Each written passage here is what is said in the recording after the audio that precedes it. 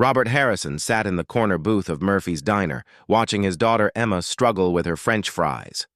At 8 years old, Emma's cerebral palsy made even simple tasks a challenge. Her small hands trembled as she tried to grip the fork, her face scrunched in concentration. Robert was a successful investment banker. He had built an empire, traveled the world, made millions. But none of that mattered when he looked at his daughter's frustrated face. Money couldn't fix everything. It couldn't cure Emma's condition. And it certainly couldn't ease the loneliness they both felt since his wife, Catherine, had passed away 3 years ago. He had learned, slowly and painfully, that wealth could provide comfort, but it couldn't provide connection. The diner was their Thursday ritual. Emma loved the red vinyl booths and the smell of fresh coffee, but today Robert was exhausted. A late meeting had run long, and he'd barely slept. He rubbed his eyes, feeling every one of his 52 years. "Daddy, I can't," Emma said softly, her voice tinged with defeat. Before Robert could respond, a gentle voice interrupted. "Hey there, sweetheart. Would you like a little help?" Robert looked up to see their waitress, Sarah Mitchell. She was perhaps in her early 30s, with kind eyes and her light brown hair pulled back in a simple ponytail. She wore the standard diner uniform, a light blue shirt and brown apron, but there was something about her smile that was genuine. Unhurried, Emma nodded shyly. Sarah slid into the booth beside Emma without hesitation. "You know what? I had a little brother who needed help eating sometimes, too. We made it fun. Want to try?" She picked up a chicken nugget, making it dance through the air like a little airplane. Emma giggled, a sound that filled Robert's chest with warmth. Sarah brought the nugget to Emma's mouth, and his daughter took a bite, beaming. Robert watched, transfixed. Sarah didn't rush. She didn't make Emma feel different or broken. She just made her feel seen. For the next 20 minutes, Sarah sat with Emma, helping her eat, telling silly jokes, asking about her favorite cartoons. She treated Emma not with pity, but with respect, with friendship. When Emma finished her meal, Sarah high-fived her gently. "You did great, kiddo." As Sarah stood to leave, Robert stopped her. "Wait, Thank you. That was incredibly kind." Sarah's smile was modest. "No need to thank me. She's a sweetheart." "Still," Robert said, pulling out his wallet. He extracted $500 bills. "Please, take this." "As a thank you." Sarah's eyes widened and she shook her head quickly. "Oh, no, sir. I couldn't. I didn't do it for money. I did it because she needed help and I could give it." Robert was stunned. In his world, everyone had a price. Everyone wanted something. But here was this waitress refusing a tip that was probably more than she made in a week. "I appreciate the offer," Sarah continued gently. "But kindness isn't something you buy. It's something you give freely. Your daughter is lovely." "That's payment enough." She walked away, leaving Robert sitting there with the money still in his hand, feeling something shift inside him.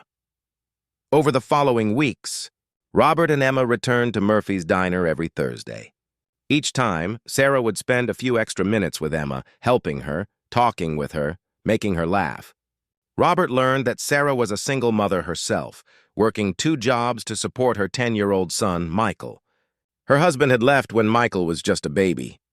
Life hadn't been easy for Sarah, but she never complained. She moved through the world with a quiet grace that Robert found remarkable. One Thursday evening, Emma tugged on Robert's sleeve. "Daddy, can we invite Sarah to my birthday party?" "Please?" Robert hesitated. It seemed presumptuous, but when he saw the hope in Emma's eyes, he couldn't refuse. The next week, he approached Sarah nervously. "My daughter is having a birthday party next Saturday. It's nothing fancy, just some family and a few kids from her therapy group. Emma asked if you might come. I know you barely know us, and I understand if it's too much to ask." Sarah's face lit up. "I'd be honored, really. Emma's special." The party was at their home, a large house in the suburbs that suddenly felt less empty with children's laughter echoing through it. Sarah arrived with a modest wrapped gift, a stuffed bunny that Emma immediately loved. Throughout the afternoon, Robert watched Sarah help organize games, assist children who needed extra support, and talk easily with his elderly mother about recipes and gardening.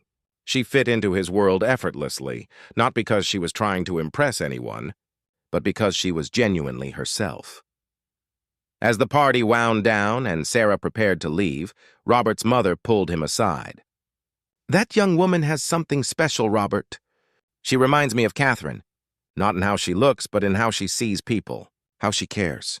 Robert nodded, feeling a lump in his throat. His mother was right. That night, after Emma was asleep, Robert sat in his study and thought about his life. He had spent so many years building walls, protecting himself and Emma from a world that could be cruel. But Sarah had walked right through those walls without even trying. She had shown him something he'd forgotten. That connection wasn't about grand gestures or money. It was about showing up, paying attention, caring. The following Thursday, Robert made a decision. When they arrived at the diner, he asked Sarah if they could speak privately before she started her shift. They stepped outside into the cool evening air. "Sarah, I want to talk to you about something," Robert began, his heart pounding. "I know you're working 2 jobs. I know things are tight, and I've been thinking my company has an opening in our community outreach division. It's a coordinator position. Better hours, better pay, benefits. I think you'd be perfect for it." Sarah's eyes widened. "Robert, I don't have a college degree. I don't have any experience in—" "You have something better," Robert interrupted gently. "You have heart. You have wisdom. You know how to connect with people, how to see what they need. That can't be taught in a classroom." Tears welled up in Sarah's eyes. "Are you serious?" "Completely serious. You've given Emma something priceless. You've given me something priceless, too. You've reminded me what matters. Let me do this. Not as charity, but because I genuinely believe you'd excel at it." Sarah wiped her eyes, laughing through her tears. "I don't know what to say." "Say yes," Robert said with a smile. "Yes," Sarah whispered. "Yes, thank you." Sarah started the new job a month later. She thrived in it, creating programs that connected volunteers with families who needed support. She brought the same authenticity to her work that she brought to everything else. Emma flourished too. With Sarah in their lives regularly, she gained confidence. She smiled more. She tried harder, and Robert? He learned that sometimes the greatest wealth isn't measured in bank accounts. It's measured in the people who show up, who care, who see you. On a quiet Sunday afternoon, 6 months after that first day in the diner, Robert sat on his porch watching Emma and Sarah's son Michael play in the yard. Sarah sat beside him sipping lemonade. "Thank you," Robert said quietly. "For what?" Sarah asked. "For reminding me what kindness looks like. For showing Emma that the world is full of good people. For changing our lives," Sarah smiled, that same gentle, genuine smile. "You changed my life too, Robert. You gave me a chance when I needed it most. That's kindness too." They sat in comfortable silence, watching the children play. 2 people who had found in each other exactly what they needed.